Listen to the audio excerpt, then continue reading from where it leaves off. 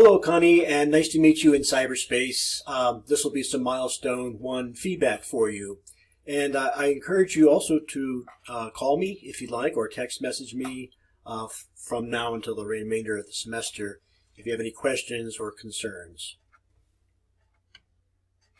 Connie, I wanted to acknowledge your complete submission here. I see that you've got some screenshots of sketches of how your pages were looking at various points. And while I've got one up here, I like everything about it. I think there are some details that you could attend to. I like the color cast to it. The palette is sort of fresh and green. It goes well, I think, with the purple tones. What I would discourage you from doing is distorting either the type or the logo. You see how these are little squashed laterally. I like too that you have observed some margins and you've used a script, although this looks like Chancery italic. There might be something that you can use. Remember, Arial is the corporate typeface. Okay, so I realize this is a sketch. And if you could, maybe perhaps you can get this graded fill to extend from the edge of the page, the top, and butt up to the image to give it some dimension.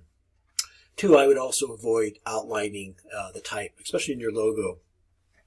Logos are pretty much meant to be untouched or undistorted. Here's another one of your sketches too, and sketching, digital sketching, sometimes it's difficult because if you don't save screenshots as you have done in your Illustrator files, then it's difficult to sometimes to have a record of your progress. Connie, thank you for including a PDF too, because that, as you'll see in a moment here, I'm going to open up your file in Illustrator, and if I'm missing parts, I won't be able to see them. So this, I assume, is your latest iteration. My suggestions would be, again, to pick a typeface like Arial, the corporate typeface. Think about how you're going to include address information too. I like the cropping of the collage of the silhouetted figure against this unusually colored background. But may be a little sensitive to where you cut off the figure. You're probably going to want not to cut off feet or any other kind of appendage or heads. And the black, I don't know, it looks good. It's very dramatic against this colored background, but I would suggest maybe a dark color, perhaps even something from the corporate palette. And you could make the logo smaller. You want it to be tasteful as well. What I like about it at this size is there's this implied diagonal line, which is like the continuous line you may have studied in earlier design courses. But I like that your page has an overall shape to it too, which is this sort of V shape of the curtains, and then these sort of interstices here with the silhouettes of the figure. Nice job. Connie, what I'm going to do next is open up your file in Illustrator. I'm assuming that I have the most recent version of Illustrator. Okay, so what I see when I open up your file in Illustrator is this error message. Now this is important to know because you may have to take your files to a service bureau, perhaps to a Kinko's or perhaps a printing company, and you're going to need all the component parts, which would include the line art if you haven't embedded it on its own layer, and any images or photos that you've used. So one of the things we'll talk about in this class, which underlying theme, is files, different file formats. You've been exposed to Illustrator as a way to compose a page. As you know, it can also be used to create line art. In later classes, you'll probably publication design classes, you'll delve into InDesign, which is really the best publication design application, and it allows you to embed both line art and also typography easily. But anyway, what this is doing, I opened up your file, magazine rad rough, and it says that it cannot find the linked file love.png, which I am assuming is the the silhouette of the couple. So I can try to replace it, but I see you'd have to send that to me.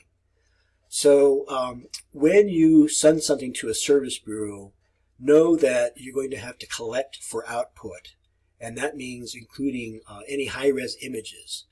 What Illustrator does is it puts a low-res screen placeholder, and when it converts it to PDF, that's what you're looking at. But print, as you know, is high resolution, and so you have to link to an exterior file. It is, however, possible to embed high-res files in Illustrator documents where I wouldn't need this. So, educate yourself about that, and maybe the next time you send me a Illustrator file, I'll have all the ingredients, including the fonts. Very important. So here's the other image that I'm missing, Beach Modified PDF. And so here's what I see. Here's the only constituent parts that I can see when I open your file. I'm missing this image, and I'm missing this image. But it's good that you have them organized. And if I look at your layer structure, I see you have the logo. Each of the component parts of the logo I see are on its own layer. Probably not necessary. You could probably put the logo. Oh, I see, it is on its own layer, and I can turn it on or off. Good going. And wow, that's great. You've got, and then the same thing with the wedding photos. But so you are using layers in Illustrator to good effect. I'm just missing some of the visual assets. Connie, I think I'll leave it here. Just know that you're going to have contact information. Think of some way to legibly but discreetly place it. Usually maybe a single line across the bottom that would have a fictitious address, email address, and phone numbers. And most likely in the corporate typeface, which is Arial. Arial is a sans serif. It's pretty prosaic. It's tough to make elegant. Here's a hint, though. Widely spaced small caps in Arial look pretty nice.